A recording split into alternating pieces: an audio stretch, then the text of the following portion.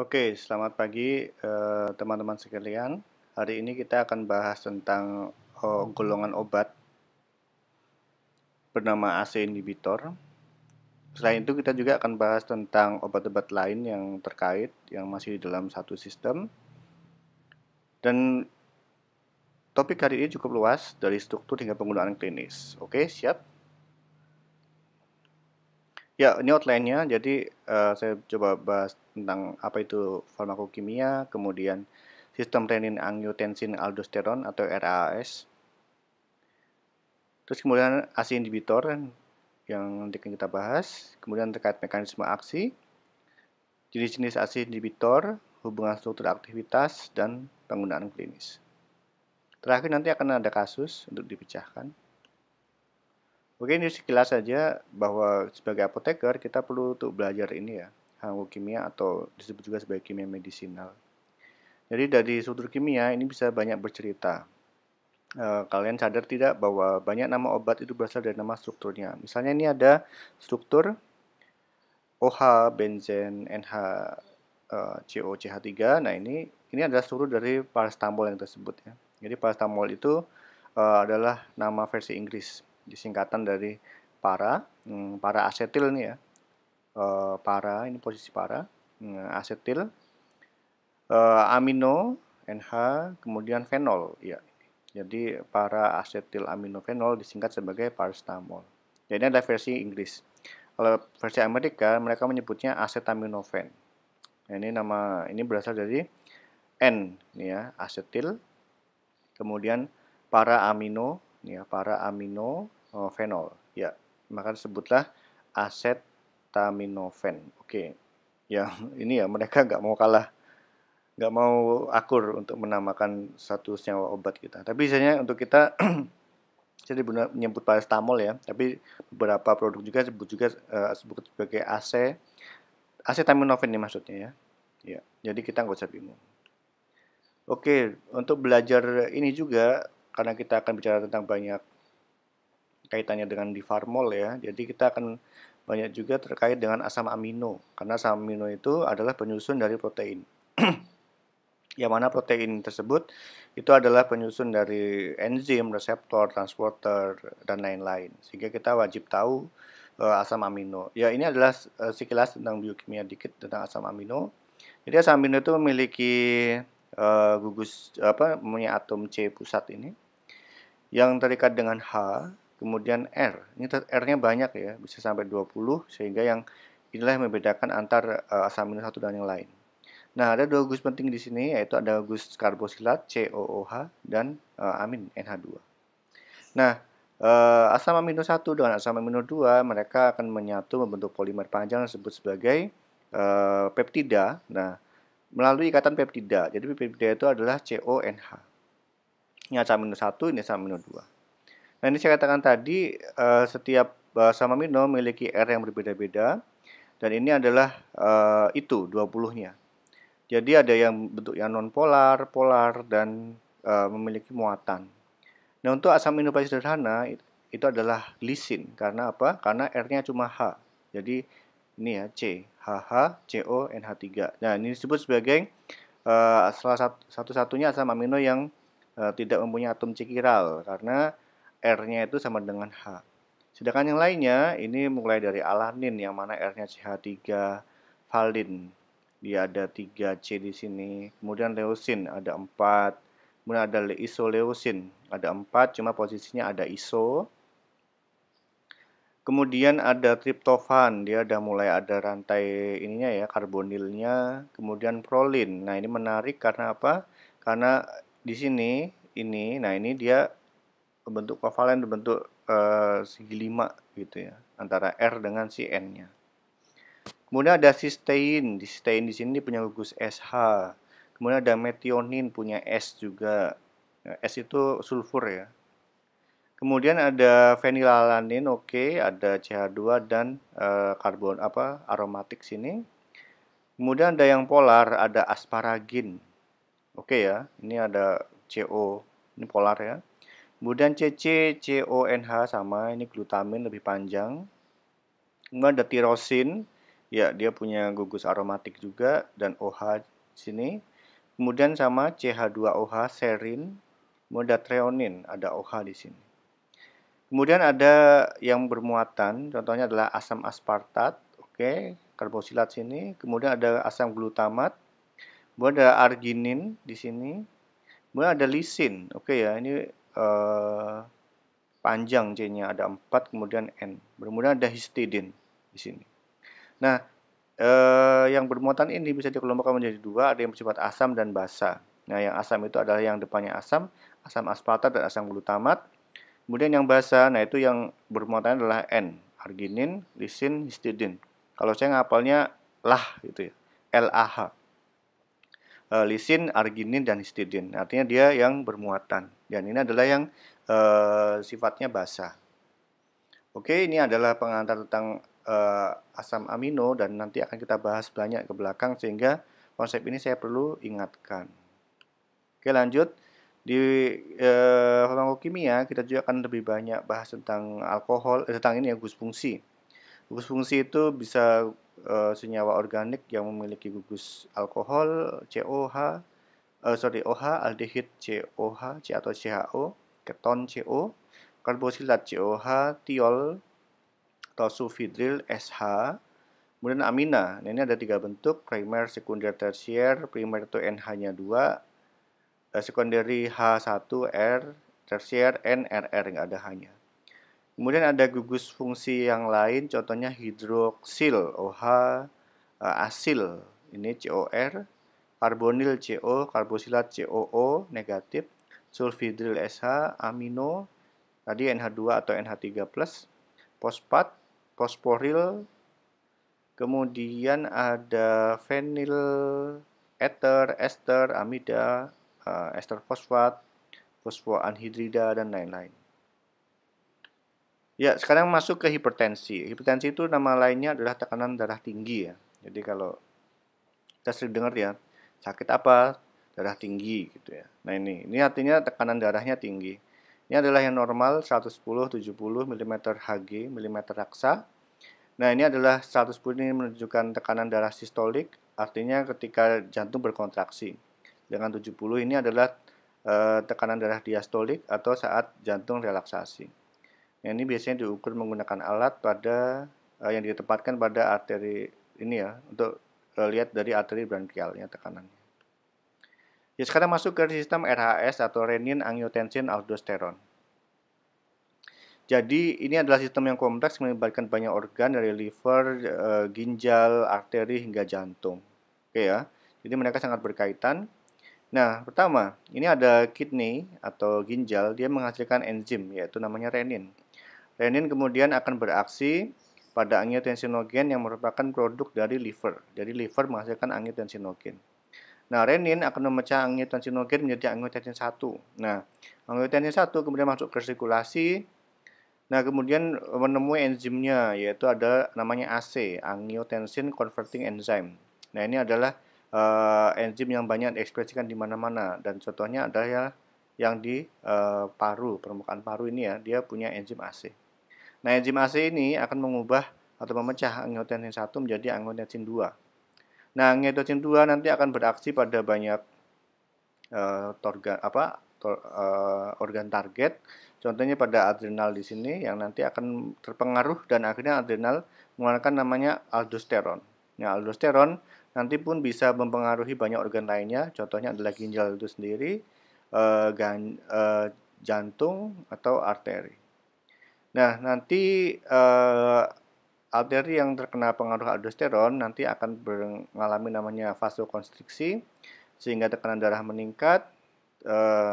Di ginjal pun ada respon yaitu retensi garam dan air yang membuat peningkatan blood pressure. Yaitu adalah cara kerja sistem RHS yang kompleks. Jadi untuk peningkatan tekanan darah ternyata itu diatur oleh sistem salah satunya RHS ini. Dengan penjelasan seperti ini ya. Set gitu. Oke, ini bisa di-pause oleh kalian sehingga nanti bisa diulang lagi kalau belum jelas. Sekarang kita lanjut ke enzim-enzim pengatur, yaitu yang kita bahas adalah renin dan AC. Kita ingat tadi ya, renin itu adalah suatu produk enzim yang dikeluarkan oleh ginjal. Jadi renin itu adalah suatu protease aspartil. Dia adalah yang nanti membentuk angiotensin 1 ya. Jadi dikatakan angiotensin pertama angiotensinogen akan diubah menjadi angiotensin 1 dan akhirnya menjadi angiotensin 2. Nah, si renin ini adalah penentu laju reaksi pembentukan angiotensin 2. Nah, kita lihat bagaimana cara kerja renin. Jadi ini pertama ada angiotensinogen. Ini adalah suatu peptida ya. Peptida dengan panjang 14 ini ya, tersusun dari 14 asam amino. Kemudian dia akan memotong pada ikatan peptida, leusin dan valin pada posisi 10-11. Nah, akhirnya ini terpotong dan menyisakan ini 4 yang kecil ini terpotong. Dan produk 10 ini oktapeptida namanya. Okta itu 10 menjadi namanya angiotensin 1. Nah, ini angiotensin 1 atau disebut juga sebagai angiotensin 110. Nah, 910-nya lepas. Angiotensin 1, 110. Nah, kemudian si AC ini datang, angiotensin converting enzyme. Nah, dia akan sebenarnya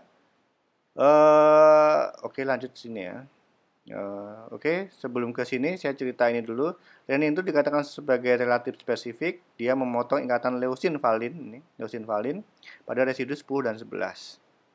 Kemudian kita lanjut ke AC. Nah, ini AC. AC itu suatu enzim di peptidil karboksipeptidase yang kurang spesifik, yang hanya membutuhkan urutan tripeptida sebagai substrat. Oke ya. Jadi kalau udah ada 3 tripeptida maka dia bisa memecah. Dan di sini dia bisa memotong contohnya pada fenil dan histidin pada posisi 8 dan 9 menghasilkan nanti ini angiotensin 2. Lihat ya, jadinya dari oktapeptida menjadi apa ini? 8 ya. Kayaknya 10 itu deka ya. Menjadi oktapeptida. Kemudian nah ini dia memotong di sini fenil dan histidin pada posisi 8 dan 9 dari angiotensin 1 menjadi angiotensin 2. Nah, angiotensin 1 namanya adalah angiotensin 110 atau di angiotensin 2 1 dan 8 karena duanya udah hilang. Nah, yang menarik di sini adalah AC tidak bisa memotong substrat jika asam amino kedua dari belakang itu adalah prolin. Kita lihat di sini. 1, 2 dari belakang ya. Nah, ini prolin ketemu. Nah, kalau udah demikian, ini AC nggak bisa motong angiotensin 2 lagi gitu. Nah, itu ya. Jadi, itu keterbatasan dari AC. Dia kalau udah nemu prolin pada posisi nomor 2, dari belakang, dia nggak bisa motong. Sehingga angiotensin 2 inilah nanti ya, yang yang memberikan efek ke banyak, contohnya adalah meningkatkan tekanan darah. Karena dia adalah suatu vasokonstriktor yang poten. Oke, ini sekarang gambar skematisnya dan beberapa titik tangkap obat yang bekerja pada sistem RAS. Jadi pertama tadi ada si kidney yang dia menghasilkan renin, kemudian renin akan memecah angiotensinogen menjadi angiotensin 1. Angiotensin 1 akan dipecah oleh AC. Oke, menjadi angiotensin 2. Nah, kemudian angiotensin 2 ini akan bereaksi pada reseptornya, reseptor AT2, reseptor angiotensin 2 tipe 1. Oke ya, jadi jangan pusing, bukan reseptor angiotensin 1, tapi reseptor angiotensin 2 tipe 1. Oke ya. Nah, aksi angiotensin 2 pada reseptornya ini akan beraksi pada banyak hal. Contohnya adalah ini ya, remodeling. Ini tidak berkaitan dengan jantung. Tidak berkaitan dengan tekanan darah, tapi ada fungsinya dengan jantung. Kemudian ada efek vasopresor dan sekresi aldosteron, pemicuan aldosteron. Dan nanti akhirnya kombinasi ini akan menghasilkan retensi sodium dan air, yang nanti akhirnya adalah peningkatan tekanan darah. Oke, nah ini adalah sistem yang bekerja. Kemudian beberapa obat yang beraksi pada titik tangkap strategis, contohnya adalah renin inhibitor. Jadi ada suatu obat yang menghambat renin. Jadi intinya jika ini dihambat, maka harapannya kebelahnya akan terhambat juga. Nah, contoh obat renin inhibitor ini adalah aliskiren. Kemudian ada juga bisa menangkap di AC inhibitor. Oke ya, jadi dia menangkap atau menargetkan pada enzim AC sehingga angiotensin 2 tidak terbentuk. Kemudian ada juga yang menargetkan di ARB, sebagai ARB, angiotensin 2 reseptor blocker. Jadi dia menghambat pengikatan angiotensin 2 terhadap reseptornya. Ini ada obatnya adalah contohnya adalah losartan, kandesartan, dan banyak sartan lainnya. Disebut sebagai angiotensin 2 reseptor blocker atau ARB. Kemudian ada spironolakton, dia adalah diuretik yang menghambat pelepasan aldosteron. Ya, ini beberapa titik tangkap dan contoh obatnya. Jadi lagi ya yang saya ceritakan tentang AC di sini. Tadi saya katakan bahwa AC tidak spesifik ya. Asal dia ketemu tripeptida, dia bisa memotong. Cuma kelemahannya dia tidak bisa memotong prolin jika pada posisi 2 terakhir. Dan ternyata AC juga dapat memecah bradikinin. Jadi bradikinin itu suatu, ini juga ya, peptida yang jika dia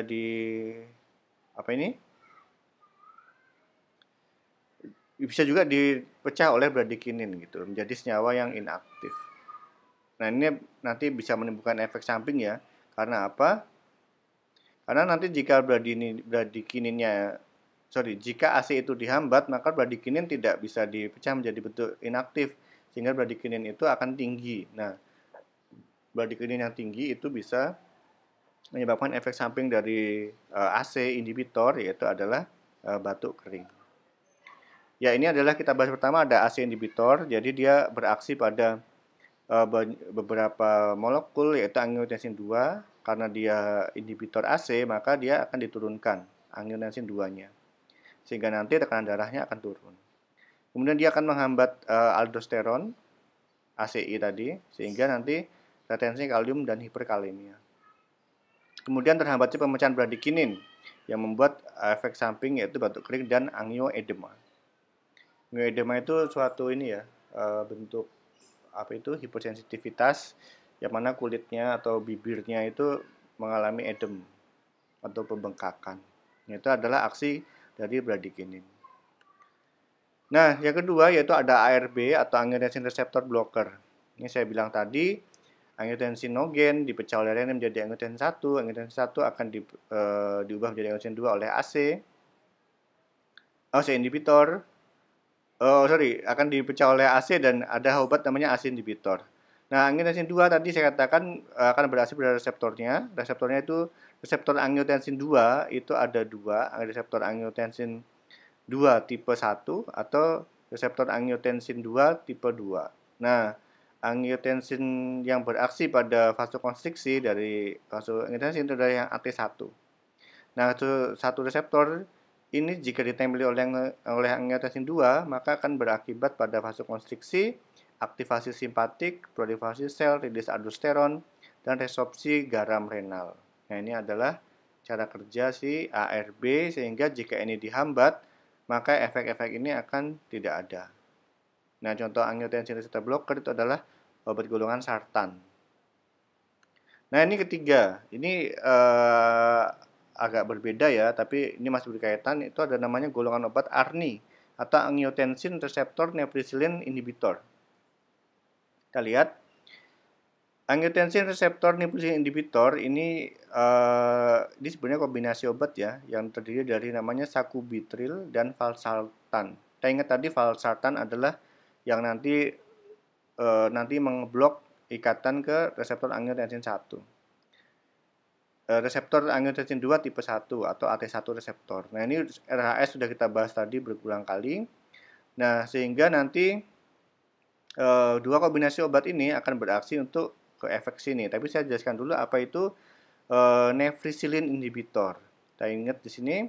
Jadi sistem neprisilin, oke ya. Jadi ini ada sebenarnya neprisilin itu suatu enzim. Suatu enzim yang suka memecah-mecah ini ya, memecah-mecah peptida umum. Contohnya ada adrenomedulin, bradikinin, substansi P.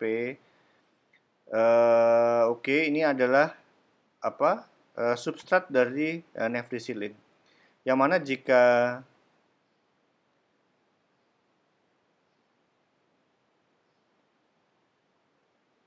Oke, sorry.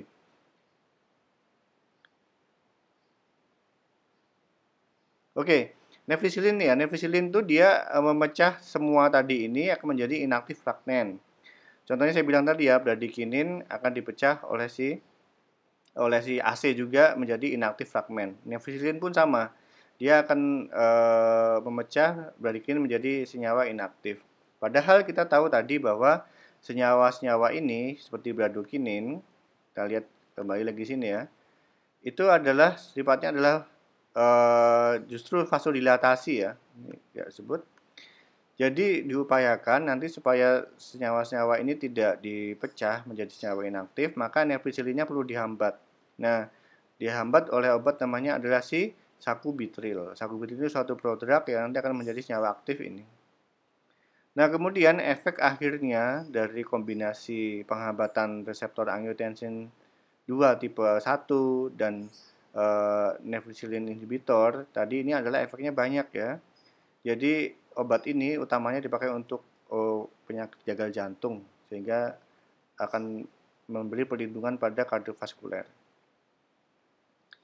Kemudian efeknya adalah vasodilatasi dari sini. Kemudian banyak ya. Ya nanti intinya kombinasi ini akan bagus untuk pengobatan tekanan darah atau gagal jantung.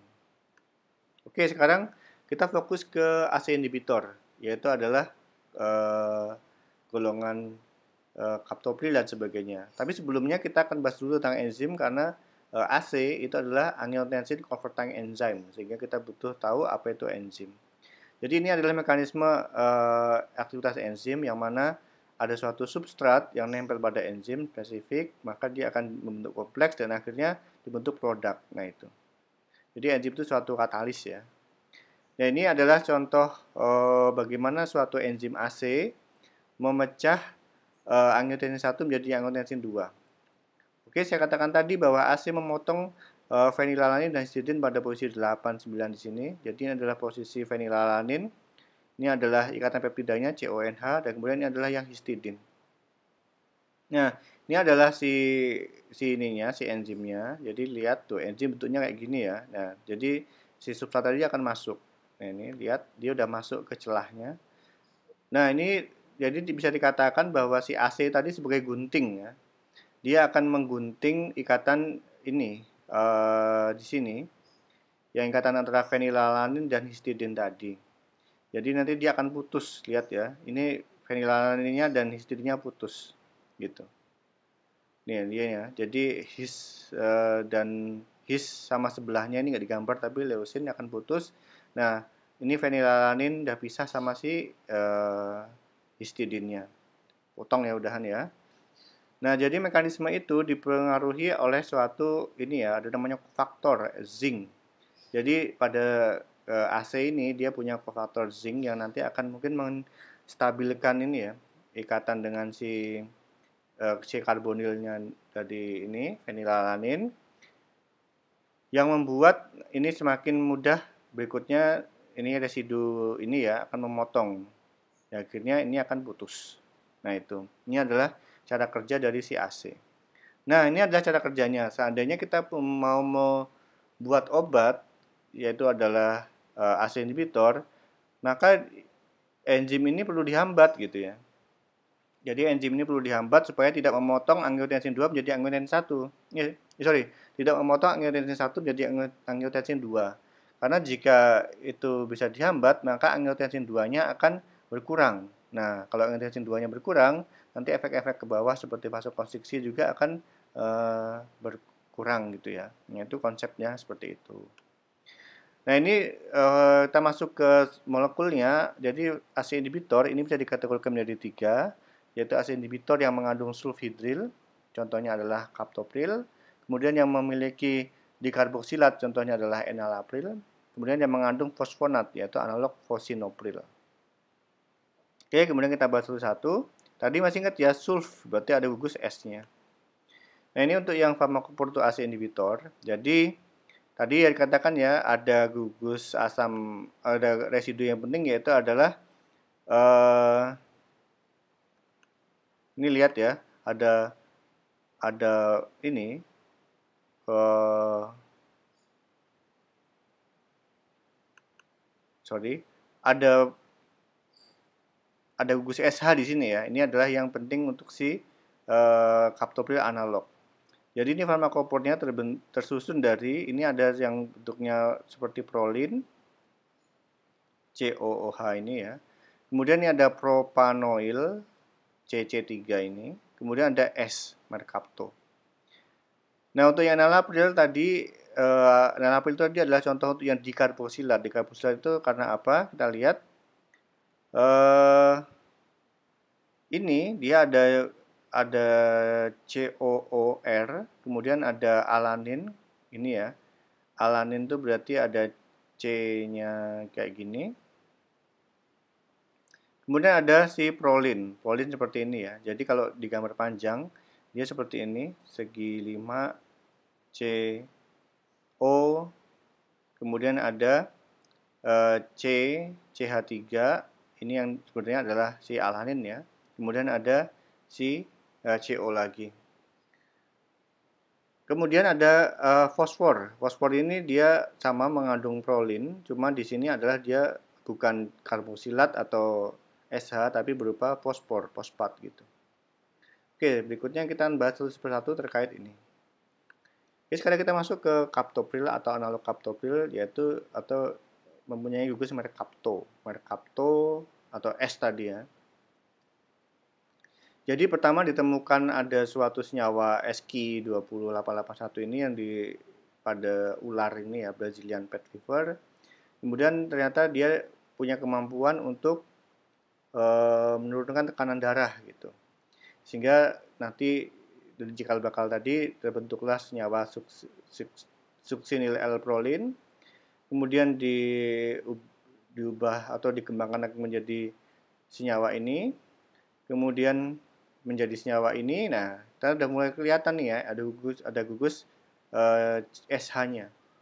Kemudian terakhir adalah menjadi senyawa captopril. Nah, itu. Ini udah deket ya. Nah, ini SH-nya. Jadi ini adalah pengembangan captopril. Jadi dari namanya jelas ya, capto tadi merek Capto. Jadi ada jadi S-nya tadi. Maka saya katakan tadi banyak nama obat berasal dari nama senyawa kimianya. Jadi Capto itu ternyata dari merek Capto yang S tadi, SH tadi. Baru kemudian Pril. Ini penanda untuk si AC inhibitor. Nah, ini adalah mode ikatan captopril pada AC. Jadi captopril dia punya gugus serupa prolin tadi ya. Nah, ini prolin serupa prolin tadi, yang mana nanti gugus karboksilat ini penting untuk berikatan dengan si arginin pada enzim AC. Kemudian ini akan berikatan CO, CH3. Nah, ini adalah S-nya. Nah, tadi saya katakan bahwa ada kofaktor zinc yang penting pada enzim AC yang nanti pun dia diikat oleh si S. Nah, kalau enzim ini udah diikat seperti ini, maka dia tidak ada tempat lagi untuk berikatan sama si angiotensin 1 karena udah diblok ya. Jadi udah dihambat oleh si captopril enzim AC-nya. Sehingga dia tidak bisa memecah angiotensin 1 menjadi angiotensin 2. Nah, itu adalah cara kerjanya. Kemudian, ini pembahasan ke klinisnya. Jadi, gugus mercapto atau SH tadi dapat berinteraksi dengan makanan. Padahal makanan itu ada yang mempunyai kandungan protein tinggi. Sehingga itu dapat cenderung dapat menurunkan penyerapan obat atau absorpsi obat. Sehingga bagusnya captopril itu diberikan 1 jam sebelum makan atau 2-3 jam setelah makan. Jadi itu ya, karena gugus mercaptonya bisa berikatan dengan protein pada makanan. Jadi kalau minum captopril bagusnya sebelum makan sejam atau 2-3 jam setelah makan.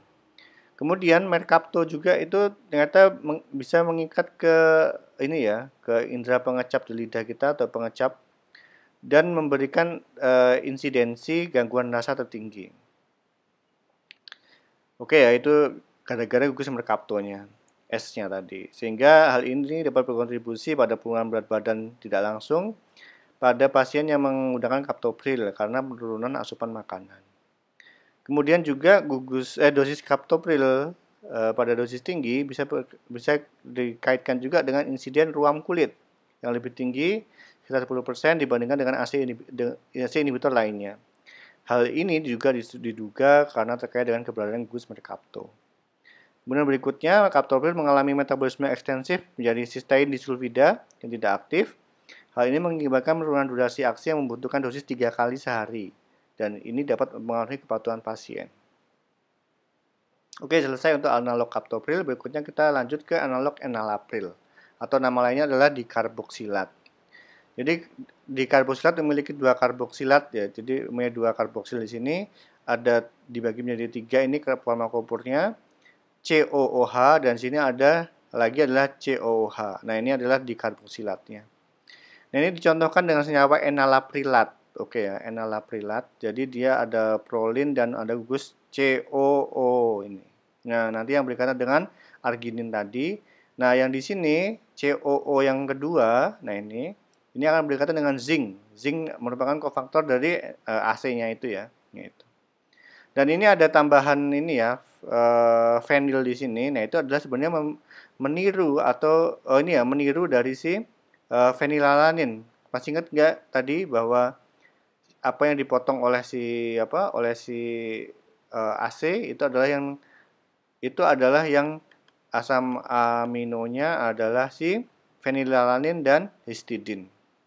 Gitu. Jadi fenilalaninnya ditiru dengan obat si enalaprilat ini yang memiliki side chain pada side chain P penil itu ya pada rantai samping sini. Oke, nah akhirnya nanti ini kondisi ini yang membuat enzimnya tidak aktif untuk memecah angiotensin 1 menjadi angiotensin 2.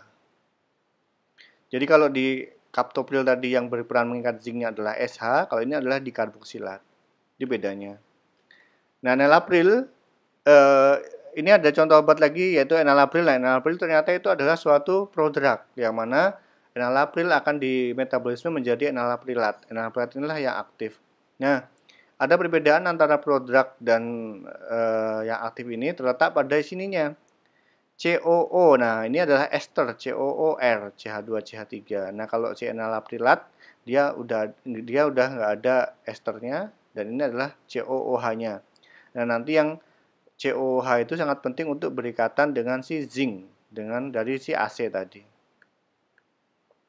Nah, ini ternyata banyak sekali ya anggota dari yang dikarboksilat atau si analog enalapril karena apa? Karena tadi efek sampingnya lebih banyak ya, efek sampingnya lebih sedikit dan memiliki efikasi lebih tinggi karena ini bisa dimodifikasi yang lain-lain. Dan kita lihat ada apa saja di sana. Oke, tadi ini struktur umumnya. Ingat aja ada CO tadi ya yang di cicin pertama, kemudian ada COOR. Ini yang kedua. Nah, berikutnya yang R3 tadi yang ada fenil tadi ya. Nah, ini. Jadi kalau teman-teman lihat di R3 tadi dia rata-rata ada fenilnya. Nah, ini hampir semua ada ya, karena dia akan meniru dari si fenilalanin tadi. Kemudian pembedakan lagi di situ adalah di R1 dan R2-nya. Jadi R1 itu yang di tengah sini, kemudian untuk R2. Nah, R2 ini penting kaitannya dengan dia prodrug atau bukan. Jadi kalau dia adalah COOH, maka dia dulu adalah suatu asam. Nah, kalau dia COOH, maka dia adalah dia bukan prodrug. Tapi jika dia COOR2, nah ini berarti dia adalah suatu prodrug. Gitu bedanya. Sekarang kita lihat COOR-nya apa aja. Nah, untuk lisinopril ternyata R2-nya adalah H, COOH. Nah, sehingga ini dikatakan sebagai bukan prodrug. Oke ya. Kemudian ada moexipril. Ini di ringnya ada ini kompleks ya. Kemudian R1-nya itu CH3, ya ini cukup CH3. Kemudian di R2-nya yang di atas ini dia udah pasti ini ya, dalam bentuk esternya gitu. Kemudian ada lagi yang membedakan lagi yang lain, contohnya adalah perindropil. Dia beda di sini di R1-nya, kemudian dia ester juga dan tapi dia tidak ada fenil di R3-nya ya. Dia pakainya metil. Kemudian ada quinapril. Dia suatu ester juga, ramipril ester juga, spirapril suatu ester juga. Kemudian ada trandolapril suatu ester juga. Kemudian ada tambahan ini benazepril, dia agak beda sama yang itu, sama yang sulfur umum, tapi dia sama ya, dia ada COOR. Nah, ternyata dia adalah suatu ester. Nah, ini kaitannya dengan gugus R2 ini penting ya. Karena apa? Sebenarnya ngapain ini sih tadi dibuat ester? Nah itu ya. Ini penjelasannya. Jadi analog-analog dia tidak memiliki gugus merkapto sehingga yang akhirnya dapat menurunkan insiden gangguan rasa dan reaksi alergi. Kemudian dia lebih ampuh dari analog kaptopril. Kemudian dia dalam bentuk prodrug. Karena dengan adanya ester itu menyebabkan atau menghasilkan penyerapan atau absorpsi yang bagus dan peningkatan bioavailabilitas atau ketersediaan hayati. Sehingga apa? Sehingga dapat diberikan sekali sehari secara oral yang dapat meningkatkan kepatuhan pasien. Tadi ingat ya, kalau si kaptopril dia diberikan 3 kali sehari. Kemudian lisinopril, ini menarik ya lisinopril. Dia memiliki lisin pada asam amino kedua. Nah, gugus aminobutil meningkatkan absorpsi oral dan memungkinkan pemberian oral meskipun tidak ada ester. Kita balik ke sini. Lihat lisinopril. Dia ternyata di R2, di R1 sini ya, di R sini dia panjang ini. Ada CH2 sebanyak 4 kali dan NH2. CH2 mereka kan namanya butil ya. Nah itu. Ternyata dengan penambahan ini kan kalian tahu ya kalau CH2 4 NH2 itu adalah suatu R2-nya, R-nya si lisin. Maka dinamakan dia sebagai lisinopril gitu. Nah, ternyata dengan penambahan lisin ini pada R1 itu membuat bioavailabilitasnya udah bagus walaupun dia nggak pakai ester. Nah, makanya ini disebut sebagai H aja gitu. Nah, ini adalah ciri khas dari lisinopril. Dia memiliki lisin pada asam amino kedua dengan penambahan asam dengan menggunakan amino butil tadi. CH24NH2 tadi meningkatkan absorpsi oral sehingga dia tetap bagus diberikan walaupun tidak dalam bentuk ester. Sedangkan lainnya lihat semua ester ya gitu. Semua ada OR2-nya.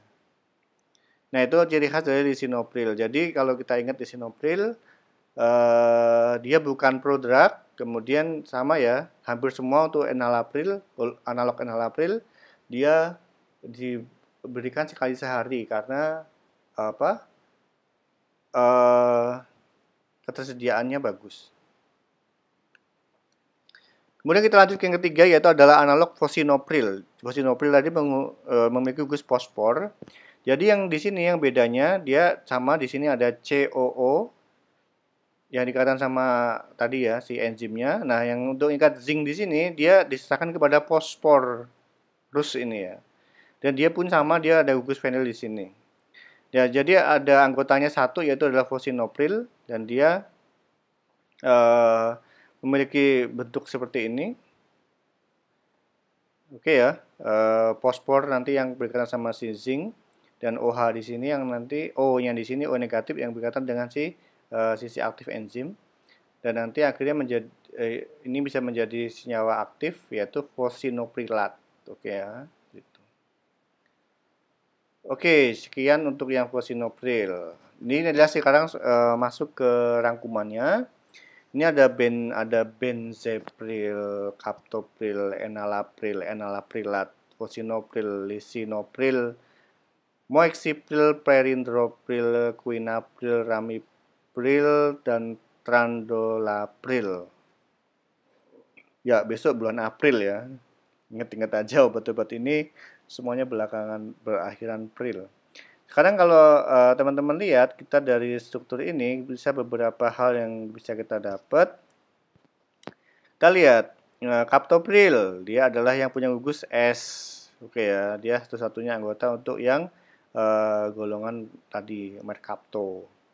Kemudian ada eh, yang di biru ini kita lihat ya, dia suatu ester. Oke ya, semua yang di biru ini suatu ester.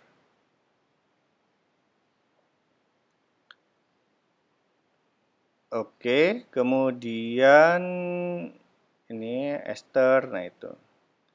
Jadi suatu produk ya, semuanya yang ada birunya ini, kecuali ini si lisinopril. Nah itu, lisinopril dia nggak ada birunya, karena dia pakai COH. Tapi yang menarik di sini lihat CH2,4NH2, yaitu adalah berupa lisin. Ini adalah R-nya lisin, makanya disebut sebagai lisinopril. Oke ya, dari sini bisa disimpulkan bahwa banyak obat golongan yang kedua tadi di karboksilat atau enalapril analog, dia adalah bentuk prodrug kecuali lisinopril. Dan hal penting lainnya, dia bisa diberikan sekali sehari dengan efek samping yang lebih rendah dibandingkan dengan captopril karena dia tidak memiliki gugus S. Oke, ini adalah rangkuman dari struktur aktivitas dari ACE inhibitor. Jadi yang penting di sini ada zinc tadi ya yang diikat oleh si tadi oleh S, oleh COO atau fosfor gitu. Ini lihat ya. S, COO atau fosfor. Itu adalah zinc binding group ABC. Sudah kita bahas tadi dan sekarang kita lihat SAR-nya atau struktur activity relationship untuk ACE inhibitor. Berikut pertama adalah N-ring. Jadi N-ring tadi yang tadi ya, rantai kanan tadi, biasanya dia ini ya harus memiliki karboksilat untuk menyerupai dari C-terminal dari AC substrat. Kemudian berikutnya large hydrophobic heterocyclic ring, N-ring ini, dia dapat mengenai potensi dan mengubah parameter farmakokinetik. Kita lihat ya N-ringnya, ini kompleks sekali ya.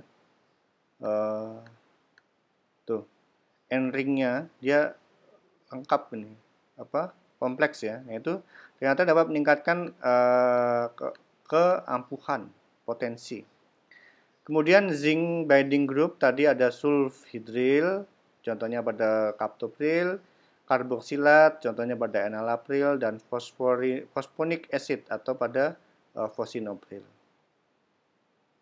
Sulfhydryl group, gugus sulfhydryl tadi ini sebenarnya dia menunjukkan ikatan yang superior dengan zinc.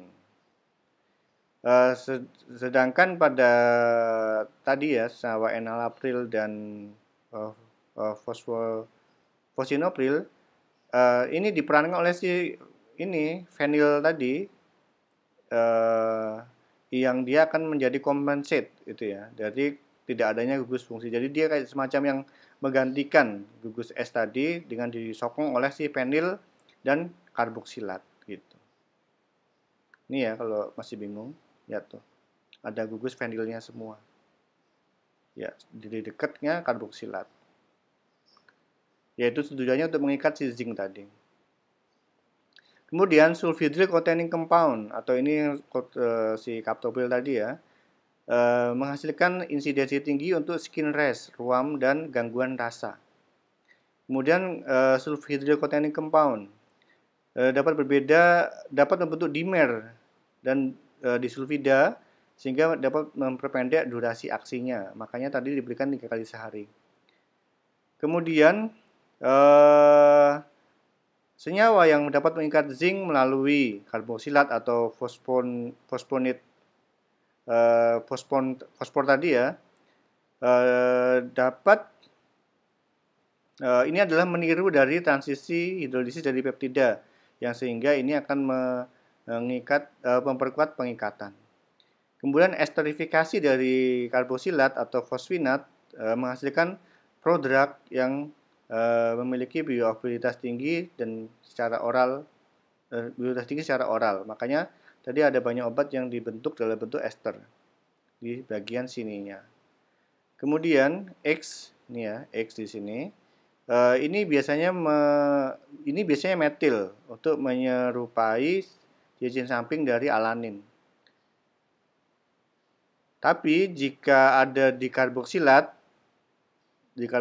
ini Jika itu diberikan butilamin, butil itu 4 ya, contohnya adalah residu dari lisin, sehingga dia bisa menghasilkan senyawa dengan aktivitas oral yang bagus, sehingga dia tidak perlu dibuat produk lagi. Oke ya, ini adalah penjelasan dari lisinopril. Nah, kemudian aktivitas optimum terjadi dengan stereokimia dari inhibitor adalah konsisten dengan L-amino dari L-amino acid dari fungsi dari substrat normalnya. Oke, sekarang studi kasus ya. Ini ada 3 senyawa. Ada banyak senyawa. Ini ada, kita amati dulu ya strukturnya. Atau baca soal dulu deh.